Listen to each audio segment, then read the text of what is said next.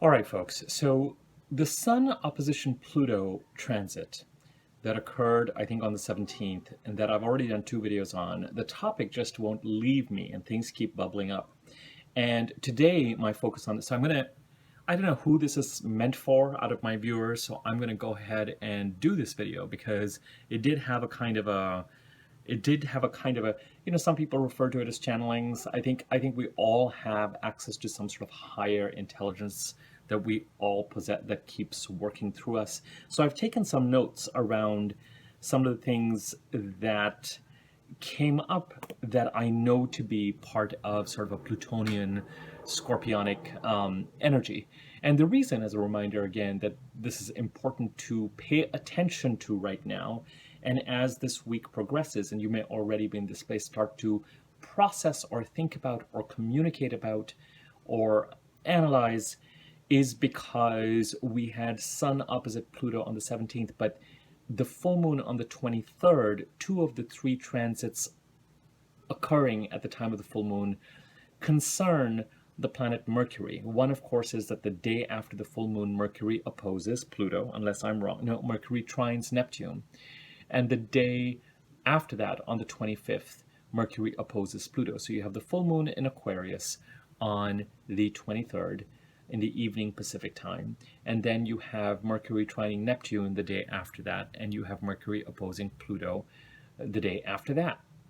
The third transit is Mars opposite Jupiter, but that takes a second to come together, and I'll do a video on that as the days go by. So I think, and any intensity that I think and believe that we're feeling has less to do with Pluto's direct action and more to do with Saturn in Aquarius, because that's where the challenging energy is going to be felt. That's where the persistent, are you acting in your best interests? Are you slipping into the path of least resistance? Are you acting with clean intention? Are you choosing an appropriate path of self-love? And that's where this sort of Scorpio-Taurus axis, but the sign of Scorpio can sort of get in its low vibrations wrapped around the axle, because retaliation, for example, or possessiveness, or is not self-love, right?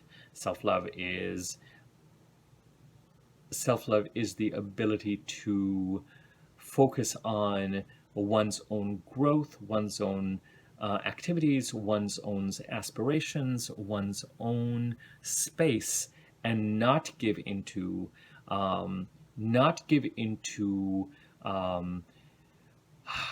sometimes I find with people who have a Scorpio South Node, and by the way, I want to thank anyone who has written to me about either leaving in the comments or in the emails how these videos have been resonating for you and been open and kind about sharing, especially if you have a Scorpio South Node, and how some of these messages are resonating.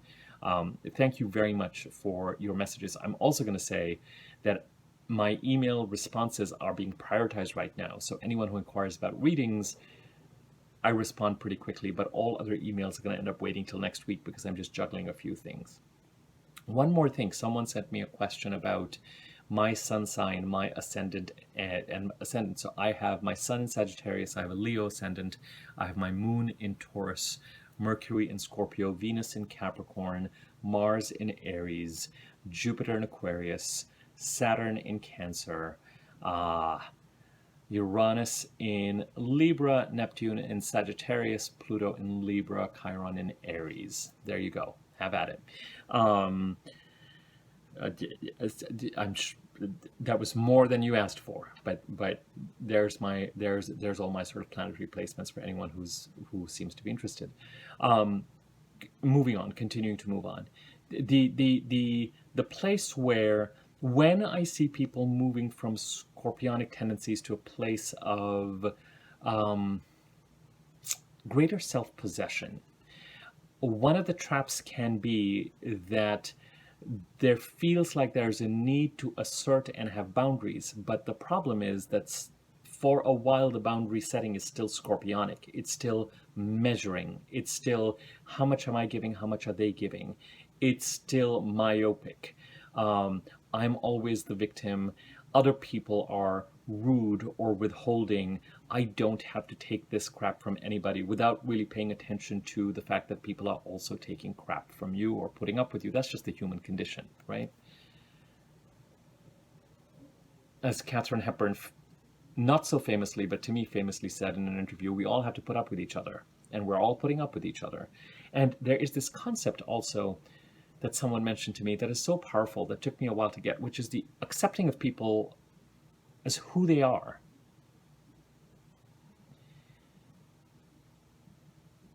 And it is so challenging, but it is so empowering. Then you cease to want them to act differently, be differently. You just accept them for who they are based on the consistency with which they have shown up so far. And the romanticizing and the yearning and the protecting, all of that can then have a chance to melt away, and you can actually have the chance of building some sort of a real relationship with real and fair expectations and not unfair expectations. You are then no longer expecting someone to get excited about following a career path that is not their own, or, you know, going and making money so that you can lead a certain kind of life and have a certain amount of comfort or security because of the way someone else is earning. Or, and I'm thinking about sort of these kind of scorpionic or eighth house or Plutonian tendencies, or the fact that they're able to fulfill some form of your own desire. And I'm not going to elaborate on which one since we're on YouTube. I don't want to get censored, by exercising some sort of force or manipulation. You know, by accepting people for who they are, by recognizing that people are putting up with us and dealing with our BS just as we are dealing with their BS, things have a chance of being on a much more open and an even plane. So as you are reflecting on either these Pluto oppositions, the Sun and Mercury opposite Pluto, you can be dealing with some sort of a government or a totalitarian or even sort of a principle that is somehow limiting your agency. And that's really what is at the heart of it. As I mentioned, it's not, we sometimes club all sorts of abuse into Pluto and Scorpio, and that's not accurate. It really has more to do with a force or a power limiting your agency in some way. So it could be a law that you feel, or something legal or something political that is threatening to do so. And that is what you have some sort of exposure around over the past week, week and a half, and that is what you are thinking about and communicating for. It could be that as you are meditating on your own aspirations and your own agency and how you want to move forward, you are contemplating how some sort of a force or a principle, what about my bills? What about my money? All of which are real challenges, all things that keep you trapped, talking about a Plutonian word. But you can't, escaping something or someone who has a Plutonian hold on you can become a significant years-long mission or a lifelong mission even sometimes. People can be under someone's control contractually. I mean, look at the conservatorship of Britney Spears that we've brought up. Look at sort of the Phil Spector contracts that he had singers on and then didn't release their records and didn't allow them to sing, all those awful Plutonian controlling. But then, of course, in each of these cases also, although we don't know where the conservatorship is going, the Plutonian person doesn't really fare well either. So it's a dangerous trap to fall into. So if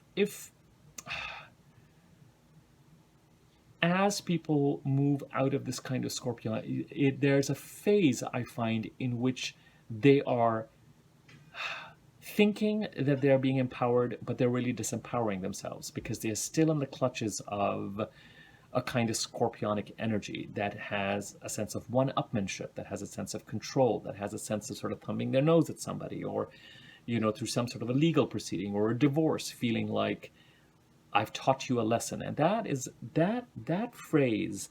There's certain phrases. I'm only trying to help you. I'm only making suggestions. I'm doing this for your own good. And then those kinds of, I'll show you, or I'm going to teach you a lesson. I don't have to put up with this. That kind of, when you're in that kind of Mars Scorpio energy, you may think that you are getting independent and becoming empowered, but empowerment and self-love is a matter of exclusion. It's a matter of peace.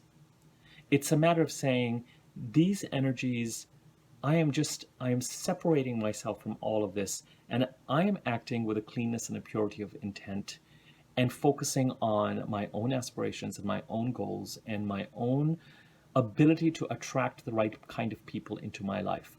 I am no longer running after people so that they can hang out with me when I'm bored. I'm no longer going to dark and vengeful places. I'm not playing one-upmanship games. I'm not competing with a spouse or a lover with regard to who's flirting first more. I'm not being unfair in the way, I'm not constantly narrating some sort of a victim mentality where I feel like I'm standing up for myself, and in order to do so, I have to exercise some sort of control or take some sort of revenge over somebody.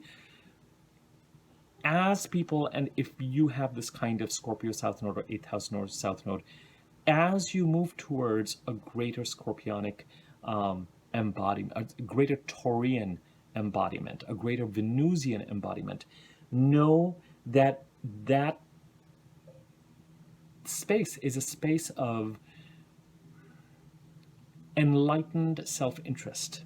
Not it. The trap is that the process of being empowered through fighting and through taking offense and through wanting to control and teach and vengeful, you're still in the Scorpio South Node. You're still in the 8th house Scorpio South Node. You're still living in a Plutonian world. Whereas, here are my boundaries. Here's what I am trying to do. And this is what is going to work for me, and this is what is not going to work for me. And in certain cases, I'm going to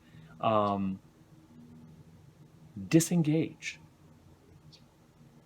So that if you think you're getting a one-up on a friend or a lover, and you find out that they've one-upped you by sleeping with your best friend, again, very Scorpionic thing, so, or, an ex, and they've ended up with someone that you care, those things are no longer triggering,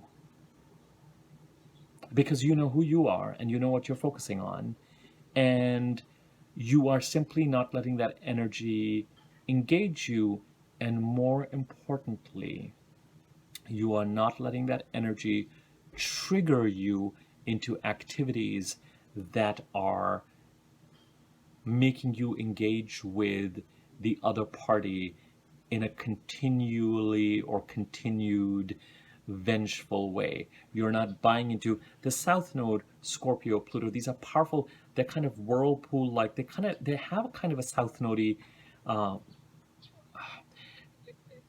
They'll trick you into making you feel like you're actually moving forward and being independent when you're not at all, when a significant amount of your time is still very interdependent. And you might be doing it in the guise of self-protection, but what you're really doing is fighting, right?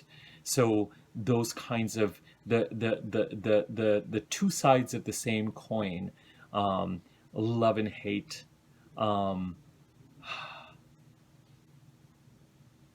and revenge, love and those kind of love and war, sort of like the War of the Roses, like a couple that cannot let go of each other. And if you're finding yourself in that metaphor, whether it is a parent, whether it is a lover, whether it is a friend, whether it is an organizer, whether obsessively in some sort of that, then you're not being empowered. You're just remaining attached, tenterhooks attached. Now today, I wanted to spend some time talking about the ways this kind of energy can show up romantically. And again, the reason to talk about this is to trigger everybody to think about especially over the past week or so, if there's been some meditation on where it is that we are either engaging in or feeling ourselves at the receiving end of some sort of Plutonian, Scorpionic, eighth house energy. And to understand that if you're in a place where you feel like you need to be in some sort of transactional communication mode around this, whether you're talking to a therapist or talking to the person in question or writing or getting legal advice or getting financial advice to kind of separate from someone, or if you are, or around boundaries, appropriate healthy boundaries that allow you to separate yourself from individuals and energies and not trap you into scorpionic or plutonian activities, stalking, revenge, hitting below the belt, having information about someone and somehow using it against them. Even in sort of, rather than keeping it a clean fight, say you're trying to get a divorce from someone, or you're trying to separate from someone, or you're trying to resolve a contract with someone, it can be done in a very cut and dry manner, in a very fair manner and an appropriate manner. But if you add to it a certain energy, remember, energy will just continue to feed itself. So if you add to it an energy of one-upmanship, or I'll show this person, or whatever, then they'll show you. This is what happens with wars, and this is what happens when people feel humiliated. They have a tendency to come back with a bang. And as I said before, with these kinds of energies, I always find that I'm talking to a party who might be painting themselves as a victim, but somewhere in their fight, there's a kind of a ha ha ha ha ha, kind of a, I'm getting this one on you, you're going to be paying for this, you're going to be paying me while I do this. And then all of a sudden they turn around and they slap you in the face because, they know where to hit you below the belt too, and so it's an energy that keeps perpetuating itself. And then, back this person who was so up becomes so down around, can you believe what this person did and what they did to me, and they're such a jerk, and and to them, they're probably thinking of you as a jerk too. It's like, when with all the strife in the world, when does all this stop? So in certain cases, especially if you're feeling oppressed by a principle, like, I want to be able to lead the life I want, but what about financial considerations? You can think about and communicate and plan on that and give yourself a solution. The Plutonian hold is present, but it is not out there to actively exercise it. Sorry, the surmounting it can be a less personal less personal challenge. Whereas if you're dealing with things that are hurting your agency in a way that is much more emotionally triggering, whether it is by a government or whether it is by another person or another set of parties, then that entire process can be a lot more triggering. Now, some things to watch out for in terms of phrases and words that came to me that I wanted to share. The idea of usurping. I've already talked about phrases like, I'm only trying to help you and I'm doing this for your own good and I'll show you, and that kind of stuff. I also want to give examples around children controlling parents. So we had parents controlling children, but if over the past week and a half, you're finding that your situation is such that you are maybe not very overtly, but gradually becoming under the control more and more of a child or your child, then that can also be kind of Plutonian. And in those cases, it's very likely that they are after, that there's a gameplay, that they come across as someone who will cajole you and be on your side and give you the impression that they are protecting you, only months or years later for you to realize that you've put all your eggs in one basket and that basket has a lot more control over you than you would actually be comfortable with, right? So those kinds of energies can also be part of this equation. The idea of usurping identities can also, in a very negative way, and we've talked about things like kidnapping and psycho-stalking and all that kind of stuff. But romantically, obsession. And stalking becomes part of this. On some level, I think everybody thinks about on Facebook stalk, there's a certain amount of inquisitiveness that people have. But this kind of, what is so-and-so doing? Who are they with? What is going on in their mind? Wanting attention from someone, from someone who The opposite of this energy, of course, is one of self-respect. But it's not, again, self-respect saves and protects your intention, your karma. You know, I'm gonna keep going. Sorry, there was a knock because there was a delivery that I needed to kind of take care of. I'm going to keep going and I'm going to see if I can edit these videos. I'm not going to redo it again because I liked some of what I said in the first time. Here's the deal. Romantically and in any way, and in any of these situations, the divine spirit is present in everyone and it is too strong.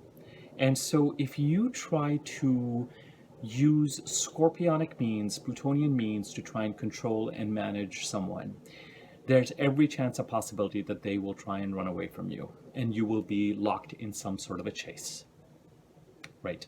The way to get self-respect, or the way to ensure that you're respected by others, the way to ensure that you're treated well by others, the way to attract others is not by coming across as some sort of over-involved, maniacal freak who is not in control of themselves emotionally.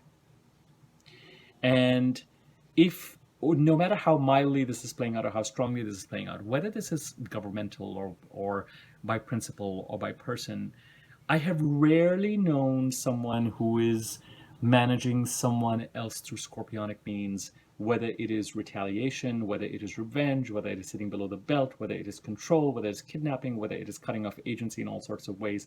As I said, I've never known them to be successful, and I've never known them to experience the joy of being loved back or respected back.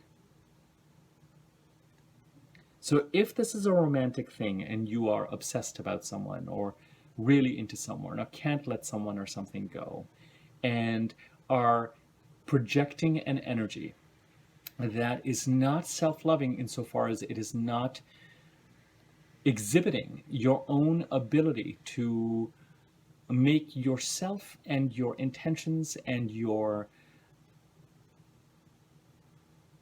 activities around pursuing your own goals and dreams and aspirations, and you're being comfortable in your skin a priority, then whatever it is that you're managing or control is going to play its own game with you. Now, typically people who are trapped through Plutonian meals don't have the emotional or physical energy to play games with you. At that point in time, their Geist, their spirit, their soul, the divine spirit takes charge. And be careful of energy that makes you feel like you can manage or control everything. Sometimes people are having a good year or a good decade or a good whatever, and this is, you know, it can be true of things like agents and managers and the stories that you hear and record executives, etc. Remember and hold on to the adage that if someone meets you while you're on your way up, they may also meet you while you're on your way down. And certainly if you're over 40, there should be no reason why you're lulled into thinking that you are always on secure ground. And sometimes, often people playing that Plutonian game think that they often end up playing these games when they're feeling really, I can do anything, I can manage anything, I can manifest anything, I am making this all happen, I am willing this into place.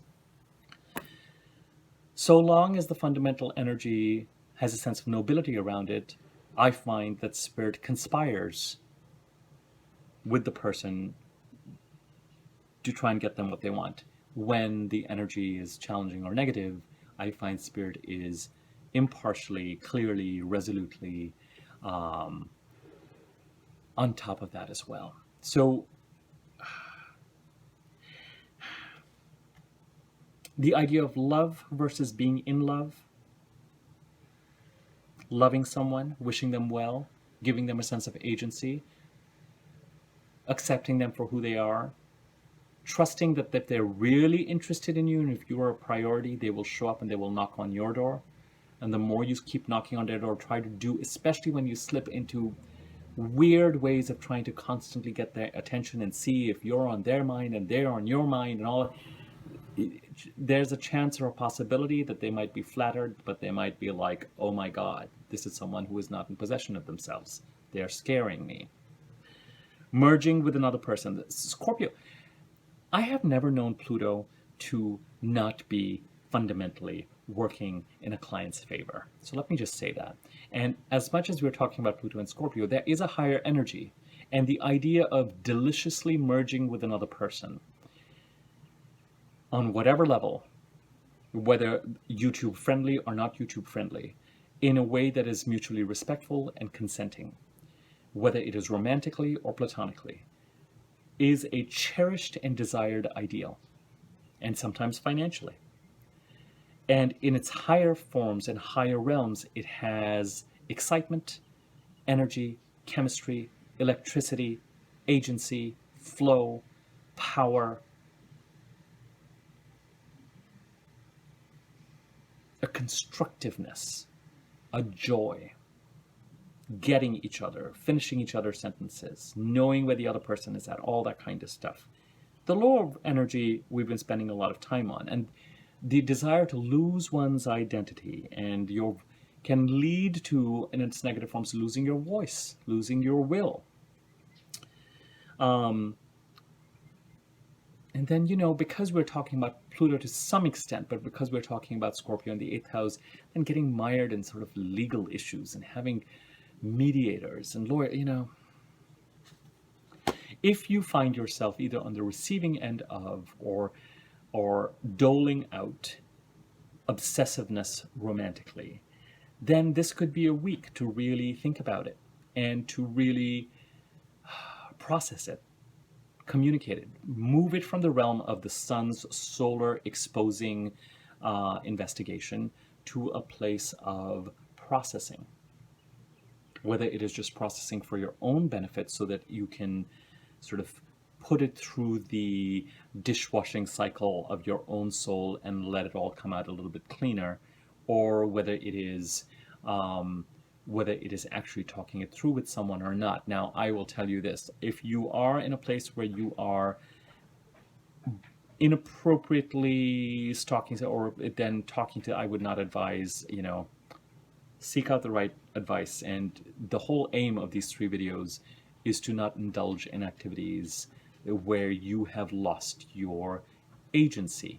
Sometimes we lose our agency and we feel like we are someone's slave or dependent. But the flip side of it, and I've seen people in this place flip side into sometimes feeling like they are in power and control and they know enough and they have had enough. And these kinds of, I have had enough. I will not allow myself to be treated, and now I will I will teach this person a lesson. Well,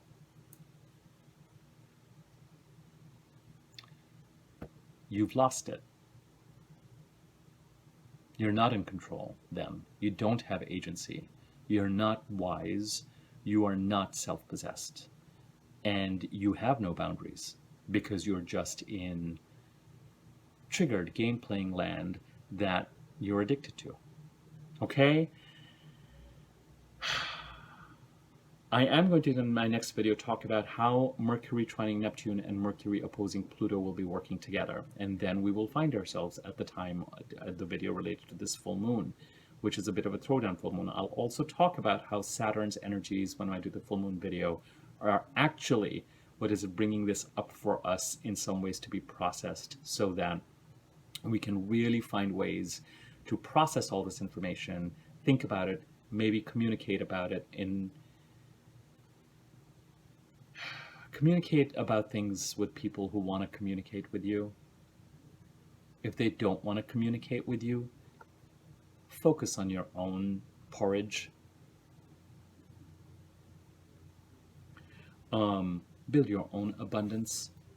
Protect your own energy and ensure that it is vibrating at a higher level and not at a lower. Beware of the scorpionic trap of making you feel like you are establishing boundaries, but what you're really doing is just getting mired in being a crap disturber. Because And just think of your own history. It will come back. It will, whatever you go out to hit will come back to hit you. And asking someone to be measured, or processing what they're saying to you, or thinking about what they're saying, or butting out of your life or your love life or your career, or telling them they're inappropriate is one thing. But actually taking action or steps to hurt them is another. Again, I feel like I'm done with this topic and don't want to do another video on it outside of the Mercury trining Neptune and opposing Pluto. But if more ideas and thoughts come to me, I will go ahead and share them. But the next video, I think, is going to be about the two of the three transits that are going to be so important at the time of this full moon at the end of this week. Things will get busier and escalate anyway. And if you like this video, like it, comment on it, share it, subscribe to my YouTube channel, click on the bell icon to be notified whenever I do new videos. And my contact information is in the description box if you want to inquire about rates for readings, or you want me to make an easy to read version of your chart that tells you which planets are in which houses and what those signs are and what everything stands for, etc., etc. Okay, I will leave it at that. I hope you found this useful, and I hope especially,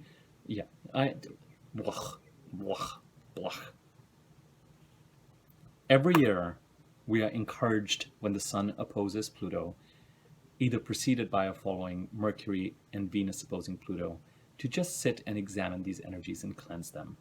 And we're just in that time this year, okay? I will talk to you soon.